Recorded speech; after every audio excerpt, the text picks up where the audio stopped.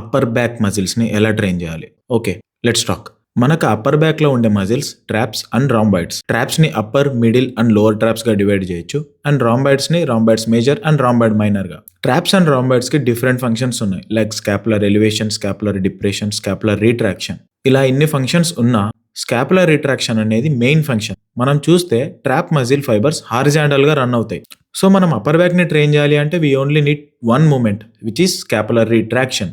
అంటే exercises like T bar row, wide grip row or wide grip machine row, దేనిలో అయితే elbows more than 45 degrees కంటే ఎక్కువ flare out అవుతాయో అవి అప్పర్ బ్యాక్ ని ఎఫెక్టివ్ గా ట్రైన్ చేస్తాయి. కానీ ఇక్కడ చిన్న ఇష్యూ ఉంది. మనం ఎప్పుడైతే రోయింగ్ మూమెంట్ చేస్తామో మన ఆర్మ్స్ కూడా వెనక్కి వస్తాయి, అంటే రేర్ డెల్స్ ఇన్వాల్వ్ అవుతాయి.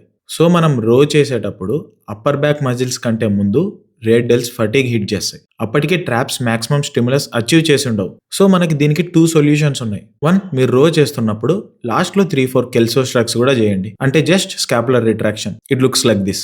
చాలా మంది దీన్ని లెంత్ అండ్ పార్షియల్స్ అనుకుంటారు. No, it's just pure scapular retraction. Don't mix things up. ఇక్కడ చూస్తే వైట్ గ్రిప్ రో చేసిన, కెల్సో స్ట్రగ్ చేసిన స్కాపులా ఒకేలా మూవ్ అవుతుంది. డిఫరెన్స్ ఏంటంటే జస్ట్ రేర్ డెల్స్ ఇన్వాల్వ్ అవుతాయి. And option 2, just do Kelso shrugs. ఎందుకంటే రేర్ డెల్స్ ఎనఫ్ స్టిమ్యులస్ మనం లాట్స్ ని ట్రైన్ చేసినప్పుడు అచీవ్ చేస్తాయి in shoulder extension. So rear delts ని ఐసోలేట్ చేయాల్సిన అవసరం లేదు.